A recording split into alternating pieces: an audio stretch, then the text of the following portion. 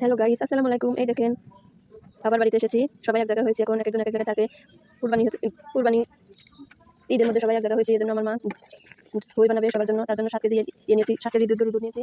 এখন এটা একটা লাঠির সাথে মেপে নিয়েছে, মানে এক্সট্রা 1 লিটার পানি অ্যাড করেছে এটার মধ্যে। 7 কেজির মধ্যে এটা পানি শুকাতে হবে জাল করে, তার জন্য শুকনো করে জাল দিচ্ছি। দেখেন সাথেই থাকেন। ঠিক এরকমই হয়, সন্তান একটা জিনিস খেতে চাইলে মুখের সামনে যে কোনো প্রকারে হোক হাজির করার চেষ্টা করে। দেখেন আমরা খেতে চেয়েছিলাম, তার জন্য আসলে এটা তৈরি করা।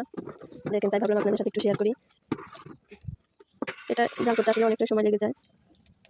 কোনো একটা অনুষ্ঠান ছাড়া আমরা সবাই এক জায়গায় হতেই পারি না। এখন কুরবানি ঈদ উপলক্ষে এক জায়গা হয়েছি, তার জন্য একজনের শ্বশুরবাড়ি রংপুর, একজনের টাঙ্গাইল, একজনের এক জায়গায় চিনি অ্যাড করে দিচ্ছি।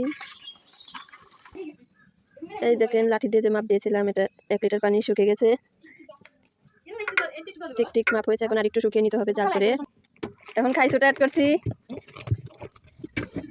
নাড়তে হবে, না হলে উতলে সব পড়ে যাবে। দেখেন ছোটাটার ফলে উতলে যায় দুধ, জোরে জোরে নাড়তে হবে। এখন মেপে নিব। দেখেন 7 কেজিতে এতখানি হয়েছিল, এটা চিহ্ন করে নিয়েছি। এখান থেকে আমি এত দূর পর্যন্ত জাল করে নিয়েছি। এখন আমি নামিয়ে নিব, হয়ে গেছে। ঠান্ডা করতে হবে, ফ্যানের নিচে নিয়ে যাব। ভালো করে জাল করে ঠান্ডা করে নিয়ে এগুলোতে রাখতে হবে। খুব ভালো করে পরিষ্কার করে নিয়েছি। দেখেন ওই হাতে নিয়ে সুন্দর করে এগুলো মাখিয়ে দিতে হবে।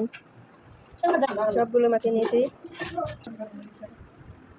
অবশিষ্ট অংশ দুধের সাথে মিক্স করতে হবে, ভালো করে নেড়ে মিক্স করতে হবে। ঠান্ডা করা হয়ে গেছে, দেখেন এখন রেখে দিচ্ছি।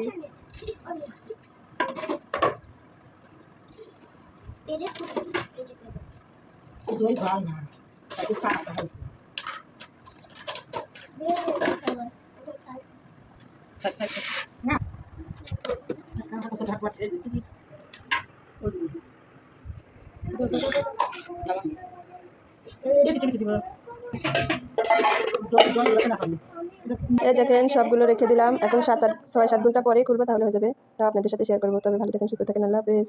এই দেখেন গাইস, ফাইনাল লুক কত সুন্দর সেট হয়ে গেছে, দেখেছেন? তো সবাই ভালো থাকবেন, সুস্থ থাকবেন, আল্লাহ হাফেজ।